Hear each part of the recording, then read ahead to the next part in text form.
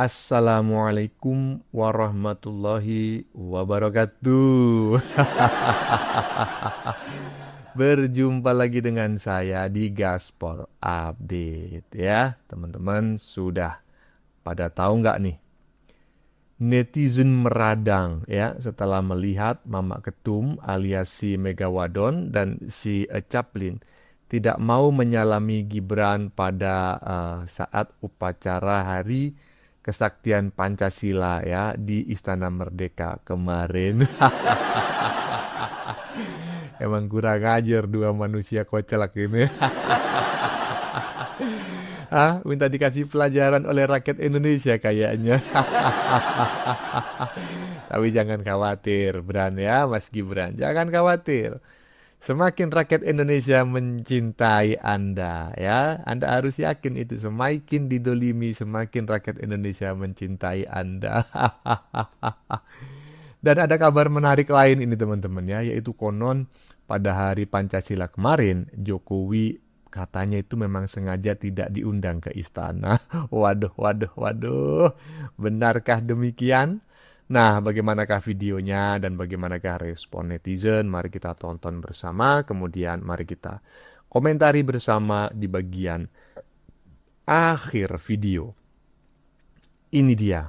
Kok bisa Pak Jokowi tidak diundang dalam upacara Hari Lahir Pancasila? Diungkap oleh ajudan Bapak Jokowi AKBP Syarif Muhammad mengungkapkan bahwa Bapak Jokowi itu tidak dapat undangan lisan atau resmi yang ditujukan kepadanya. Di sisi lain, hari ini 1 Juni 2026 yang bertepatan dengan hari lahirnya Pancasila, Bapak Presiden Prabowo Subianto, Megawati Soekarno Putri, Yusuf Kala, dan Haji Ma'ruf Amin itu hadir dalam upacara hari lahir Pancasila. Bahkan di beberapa momen, Bapak Prabowo Subianto itu terlihat menggandeng Ibu Megawati. Nah, ada satu tokoh lagi nih yang nggak hadir. Kira-kira siapa? Ada yang tahu?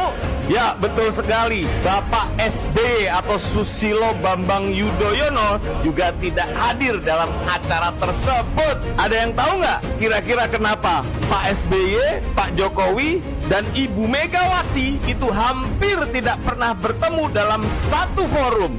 Yang tahu jawabannya, tulis komentar kalian di kolom komentar ya. Terima kasih. Nah, yaitu kalau benar info ini benar ya, bahwa Pak Jokowi memang tidak diundang ke istana pada peringatan Hari Kesaktian Pancasila kemarin. Nah, ini menjadi tanda tanya besar.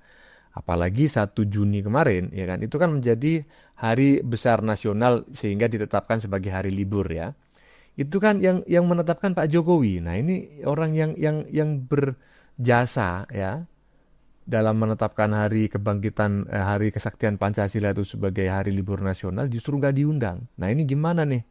Apakah ini ada tanda-tanda ini? Aduh, ya kan, melawan Pak Jokowi itu sangat berat loh bro, ya kan? Iya, harus hati-hati. Lanjut.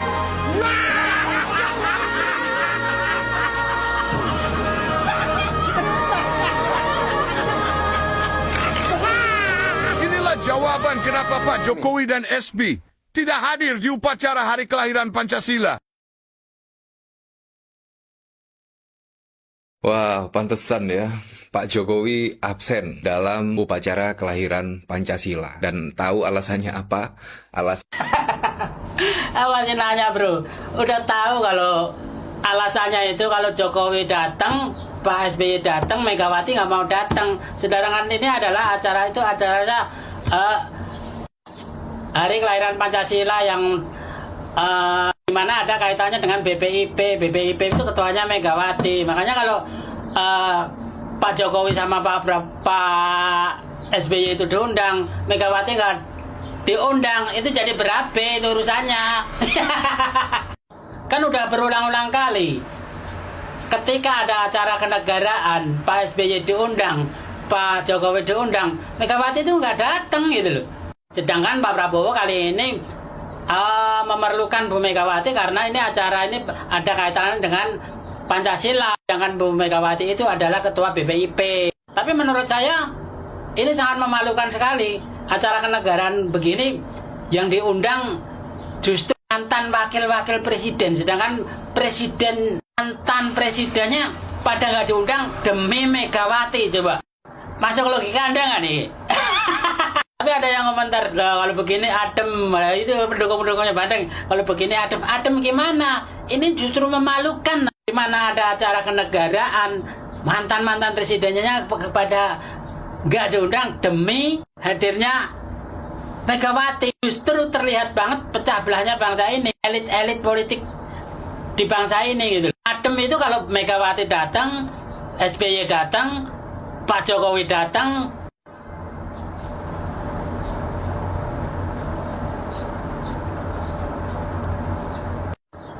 Justru di sini pengamatan saya itu bahwa Pak Jokowi datang itu justru Pak Jokowi nggak datang, SBY nggak datang itu justru kebesaran hati mereka, gitu loh. Dia mengalah demi hadirnya Bu Megawati ini, gitu. Iya nggak? Ada yang punya pendapat lain, tulis di kolom komentar, oke? Nah, ini netizen udah mulai nggak terima nih. Yang diundang mantan wakil presiden.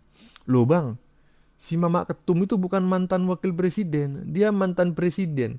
Iya betul, dia mantan presiden, tapi sebetulnya dia tuh mantan wakil presiden, ya. Yang kemudian menggulingkan presidennya, nah kemudian wakil presidennya naik sebagai presiden. Nah, udah gitu ya kan, udah diundang, datang ya kan, biasanya kan nggak mau datang tuh. Kalau SBY sama Jokowi datang, dia nggak mau datang ya kan, soalnya orangnya kan ngambek kan. Suka ngambek kan. Nah, kalau misalnya nggak datang, Jokowi sama SBY nggak datang, dia mau datang. Cuma celakanya, udah datang ya kan, udah ketemu sama wakil presiden di situ, salaman aja enggak loh. Lanjut. Ya, meski disuruh Pak Presiden Prabowo, Ibu Mega ini ya nggak mau berjalan di depannya Gibran. Ini satu, sakit hati, kalah telak, ya. Dan ketiga ya nggak mau terima kenyataan. Menurut saya ya, ini menurut keyakinan saya. Ya kan katanya Gibran kader pecatan, ya kan? Malah Gibran keluar, PDI nyungsep 16%. Jadi ya teman-teman mikir sendiri antara tiga ya, sakit hati, nggak terima, atau ya memang ya karena kalah aja ya kan. Ya memang seperti itulah ya, sakit hati, dan sakit hatinya tuh menaun gitu. Jadi benar kata pepatah ya, sakit itu ada obatnya di apotik, kita bisa mencari lah, dan berbagai merek ada di sana. Tetapi kalau sakit hati itu nggak ada obatnya di apotik, dan biasanya sakit hati itu sifatnya menahun. ada Mak Lampir, ada aja kau ini, udah tua bangke masih macam kayak gini sifatmu. Lanjut. Coba kita perhatikan, seluruh rakyat Indonesia harus memperhatikan ini kawan. Peringatan Pancasila. Ini lihat ini, Bos Banteng langsung menggandeng presiden tanpa menghiraukan wakilnya Wapres Gibran. Dia langsung kayak berkuasa dan mendampingi Bapak Presiden Prabowo. Tidak menghargai sama wakilnya, yaitu Wapres Gibran. Boleh kelihatan kan kawan? Inilah membuat partai ini menjadi lemah, yang tidak bisa menghargai orang lain, menganggap dirinya paling di atas. Harusnya Wapres Gibran itu harus tetap di samping Bapak Presiden. Itu yang sebenarnya, bukan malah diambil oleh orang lain. Hak berdampingan dengan presiden, harus wakilnya selagi bersama-sama ada di acara tersebut. Gitu kawan. Jadi kita rakyat Indonesia harus bisa menilai sifat-sifat dan jiwa seseorang. Inilah dia. Inilah yang membuat kita rakyat Indonesia tidak mau memilih partai tersebut. Oke? Ya. Bisa kita lihat lagi yang kedua. Upacara lagi itu ada di situ. Kalau memang orang tuanya sifatnya seperti itu, anaknya juga harus ikut seperti itu, kawan. Tidak akan jauh buah jatuh dari pohon. Perhatikan ini. Anaknya juga tidak dikasih celah Wapres Gibran untuk berdampingan dengan Bapak Prabowo, langsung dia maju ke depan, lalu Wapres Gibran di belakang. Itu kan hal-hal yang tidak wajar, tidak memiliki etika yang benar. Ya, ini perhatikan kawan-kawan. Benar enggak kata-kata saya ini? Makanya saya bilang, saya perhatikan terus sifat dan gaya-gaya orang ini semua. Ya, makanya kita nanti harus besarkan partai PSI di tahun 2029 supaya Pak Gibran itu menjadi nomor 1 di bangsa ini. Udah kelihatan gaya-gaya orang ini kurang menghargai, tidak menganggap gitu, menurut pandangan saya. Tapi yakinlah, Wapres Gibran, lapangkan dadamu. Rakyat Indonesia memantau terus bagaimana perilaku dan tingkah laku orang-orang itu terhadap Wapres Gibran. Kami rakyat akan setia mendukungmu. 70% rakyat Indonesia pendukung setia Pak Gibran nanti.